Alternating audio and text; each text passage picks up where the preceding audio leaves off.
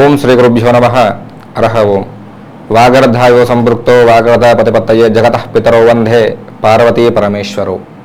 ఐం హ్రీం శ్రీం శ్రీమాత్రే నమో నమః.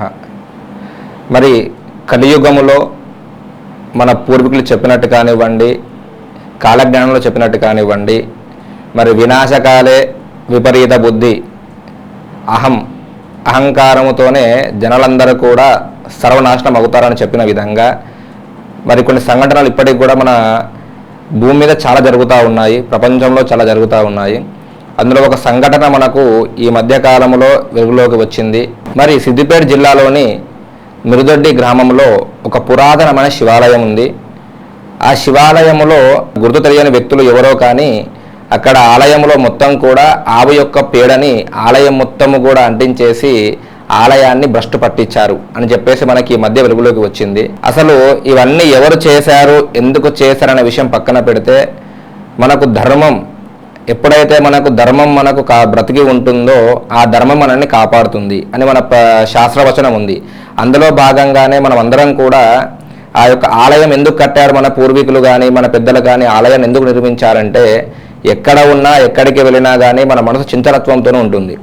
ఆ దేవాలయానికి వెళ్ళినప్పుడు మాత్రమే మనసు ప్రశాంతంగా ఉంటుంది. ఆలయాలు ఎందుకున్నాయంటే మనం కోరుకున్న కోరికలు నెరవేర్చడానికి ఆలయాలను మనకు అనుకూలంగా ఊరికో శివాలయం కానివ్వండి అలా ఎంతో విశేషంగా యంత్రస్థాపన చేసి అక్కడ విగ్రహ స్థాపన చేయడం జరిగింది. కానీ అలాంటి ఆలయాలలో చాలా మట్టుకు ఈ మధ్యకాలంలో పనికి మాలిన పనులు చాలా చేస్తున్నారు. ఆలయంలో భక్తి కోసమని కాదు, వెళ్ళిన చోట ఫోటోషూట్ తీసుకోవడము, అదేవిధంగా అక్కడ రీల్స్ చేసుకోవడము, ఇవన్నీ కూడా భ్రష్టు పట్టించడం జరుగుతూ ఉంది. అందులో భాగంగానే మరి ఈ ఆలయం ఏదైతే మీకు ఇదివరకు చెప్పానో శివాలయము, ఆ ఆలయంలో కూడా ఆ ఉన్న గోడలకి కానీ పైన కానీ బయట మొత్తం కూడా ఆవు పేడతోని మొత్తం ఆలయాన్ని మొత్తము అపవిత్రంగా చేయడం జరిగింది. అలా ఎవరు చేశారో తెలియదు, కానీ అలా చేయడం అనేది చాలా పొరపాటు. ఎందుకంటే వినాశకాలే విపరీత బుద్ధి అన్నట్టుగా అలా చేయడం వల్ల మనకేమవుతుందంటే భగవంతుని యొక్క అనుగ్రహానికి మనం దూరం కావడం జరుగుతుంది. ఒక ప్రళయకాలం వచ్చినప్పుడు మరి మనల్ని ఆ భగవంతుడు కూడా కాపాడలేడు.